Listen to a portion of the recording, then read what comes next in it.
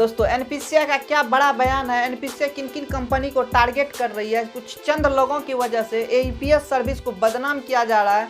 AEPS service को बचा लीजिए इन धंधों को। तो मैं आपको इस वीडियो में कंप्लीट जानकारी देने वाला हूं। तो चलिए वीडियो को स्टार्ट करते हैं। पहले हम जानते हैं कि एनपीसीआई क्या होता है। एनपीसीआई का फुल फॉर्म होता है national payment corporation of India. इनके तहत आप जितने भी ऑनलाइन पेमेंट करते हैं, चाहे आप भीम यूपीआई यूज करते हैं, फ़ोन पे, गूगल पे, पेटीएम या फिर आईएमपीएस, आरटीजीएस, एनईएफटी, यानी जो भी आप ऑनलाइन पेमेंट करते हैं तो वो एनपीसीआई के अंदर आता है। एनपीसीआई से सरकार को भी और कुछ पब्लिक को भी काफ़ी ज़्यादा फायदा हुआ।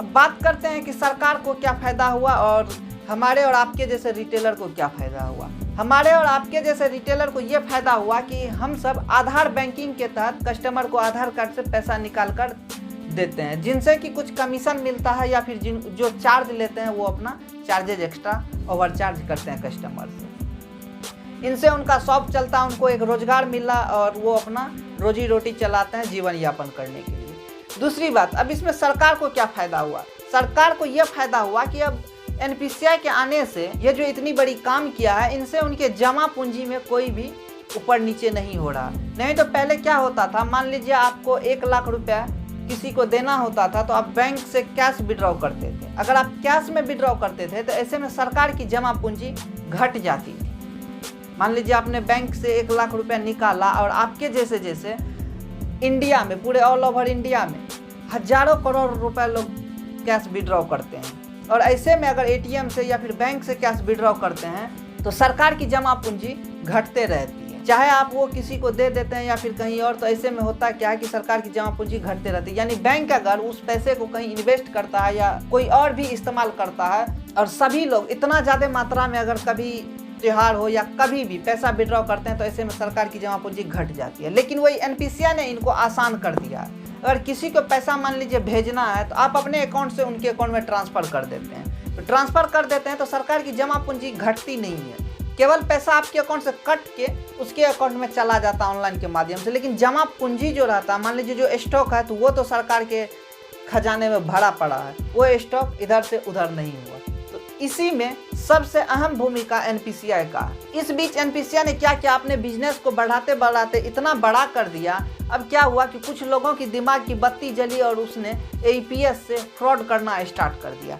इस वजह से अब क्या हो रहा है कि एनपीसीआई लगातार उन बड़े बड़े कंपनी से लेकर छोटे छोटे कंपनी तक सभी को ये सचेत कर रहे हैं कि हमने जो आपको ये एईपीएस करने का अथॉरिटी दिया है, आपने अगर किसी भी बैंक का एपीआई यूज करके पैसा निकाल रहे हैं तो आप अपने सभी रिटेलर को स्टेबल कीजिए ताकि ग्राहक के साथ धोखा ना हो। अगर हमारे ही देश में ग्राहक के साथ एनपीसीआई का ये बना बनाया हुआ पूरे सिस्टम से जहां सुविधा पहुंचाने के लिए है, वहां पे अगर इतना बड़ा धोखा होगा तो हम दुनिया में अपना अस्तित्व कैसे बनाएंगे। आपको मालूम होगा कि दुनिया में पहले ऑनलाइन पैसा ट्रांसफ़र करने का एक माध्यम था स्विफ्ट, जो कि अमेरिका के द्वारा लॉन्च किया गया था और अमेरिका काफ़ी ज़्यादा खुश था, बहुत सारे देश को शामिल भी करा। अमेरिका से किसी देश का उलझना होता था तो वो उनका स्विफ्ट सिस्टम बंद कर दिया करता था। तो अब कहा जाए तो एनपीसीआई के आने से काफ़ी ज़्यादा देशों में अब एनपीसीआई का आगमन होगा और वहाँ से भी लेन देन होगी। तो लगातार इस फ्रॉड को रोकने के लिए एनपीसीआई के द्वारा बड़ा बयान जारी किया जा रहा है। इसमें उन सभी कंपनी को जिनके ऊपर अभी तक डेबिट पड़ा हुआ है, यानी आपने इस बीच में सुना होगा कि बहुत सारे ऐसे पिन कोड जारी किए हैं जहाँ पे एईपीएस सर्विस को बंद कर दिया गया है। जी बिल्कुल नहीं, वहाँ पे एईपीएस सर्विस को ऐसे बंद नहीं किया गया। आप बैंकिंग आईडी लेकर वहाँ पे अभी भी एईपीएस कर सकते हैं और एईपीएस सर्विस कभी भी बंद होने वाला नहीं है।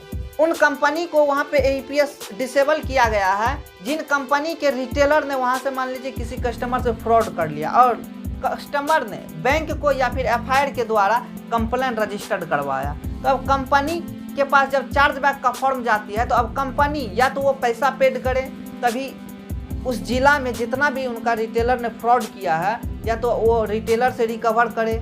मान लीजिए किसी ने रिटेलर जो बनाया होगा तो इनका ये मतलब होता है कि आप रिटेलर को अच्छी तरह जानते हैं। तो इन कंपनी के लापरवाही से, जिसने कि डिस्ट्रीब्यूटर को ये अथॉरिटी दे दिया कि आप ऑनलाइन कहीं भी बना सकते हैं और घर बैठे आधार पैन अपलोड करके, तो ऐसे में तो बहुत सारे ऐसे भी रिटेलर थे जो कि दूसरे के डॉक्यूमेंट पे अपना एईपीएस आईडी एक्टिवेट करवा के फ्रॉड करके और पैसा लेकर भाग गए। तो अब उन सभी कंपनी को एनपीसीआई का ये कहना है कि आप सारा अपना डेबिट क्लियर करो, तभी आपके एरिया में दोबारा से ईपीएस का सर्विस को इनेबल किया जाएगा। अगर आप ऐसा नहीं करते हैं तो जितने भी प्राइवेट आईडी है वो मार्केट से धीरे धीरे सफाया हो जाएंगे। नहीं, जितनी भी आईडी है वो अभी सेफ, सुरक्षित और सही ढंग से कार्य करे। उनके बाद जो भी रिटेलर बनाते हैं तो वो पक्का प्रॉपर रूप से चेक करके बनाएं, वेरीफाई करके बनाएं, तभी आपका बिजनेस चल पाएगा। नहीं तो अभी आप जानते होंगे संजीवनी हो गया, सेव हो गया, इस तरह से जो भी कंपनी बड़ी बड़ी है वो अपना अस्तित्व बनाते जाएंगे और सीएसपी मॉडल तैयार करके लाएंगे। एईपीएस का काम तो चलता रहेगा, एनपीसीआई का चलता रहेगा, लेकिन